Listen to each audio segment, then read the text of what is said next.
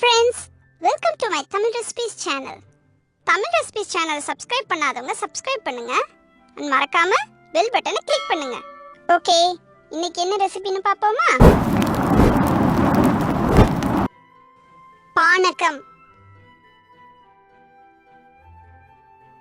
செய்ய தேவையான பொருட்கள்: புளி ஒரு சின்ன லெமன் சைஸ், வெல்லம் 2 டேபிள் ஸ்பூன், ஏலக்காய் பொடி 1/4 டீஸ்பூன், சுக்கு பொடி 1/4 டீஸ்பூன், மிளகுத்தூள் 1/4 டீஸ்பூன், தண்ணி 2 கப்.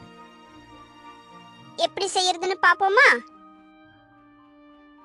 வெல்லத்தை தட்டி நல்லா தூளாக்கிக்கோங்க, அப்பதான் தண்ணியில ஈஸியா கரையும். புளிய 2 கப் தண்ணியில கரைச்சு வச்சுக்கோங்க. இந்த கரைச்ச புளி தண்ணியில வெல்லத்தையும் சேர்த்து நல்லா கரையிற வரைக்கும், வெல்லம் நல்லா கரையிற வரைக்கும் ஒரு ஸ்பூனை வச்சு நல்லா மிக்ஸ் பண்ணுங்க.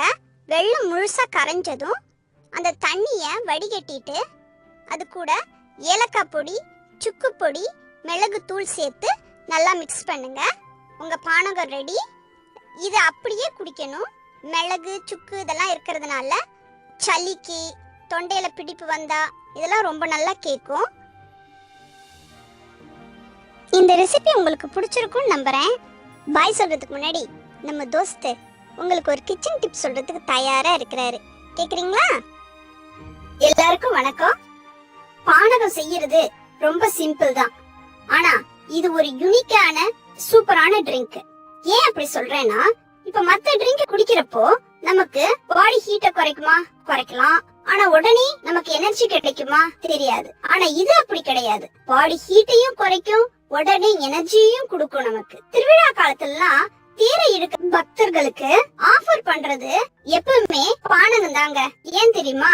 அவ்வளவு நேரம் வெயில இழுத்துட்டு வந்ததுனால பாடி சூடா இருக்கும், அதே மாதிரி எனர்ஜியும் ரொம்ப லூஸ் ஆயிருக்கும். இது ரெண்டுத்துக்கும் உடனே நமக்கு தீர்வு பானகம் தான். பானகம் குடிக்கிறதுனால சூடும் அவங்களுக்கு போகும், களைப்பும் அவங்களுக்கு நீங்கி அவங்க தேரை மறுபடியும் இழுத்து கோயிலுக்கு கொண்டு போய் சேர்த்துருவாங்க.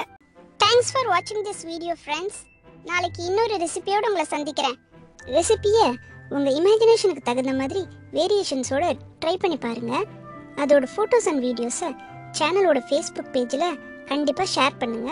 அப்புறம் ஒரு முக்கியமான விஷயம் ஃப்ரெண்ட்ஸ், தமிழ் ரெசிபிஸ் சேனலை சப்ஸ்கிரைப் பண்ணாதவங்க சப்ஸ்கிரைப் பண்ணுங்க, மறக்காம பெல் பட்டனை கிளிக் பண்ணுங்க. சரியா? Okay, by.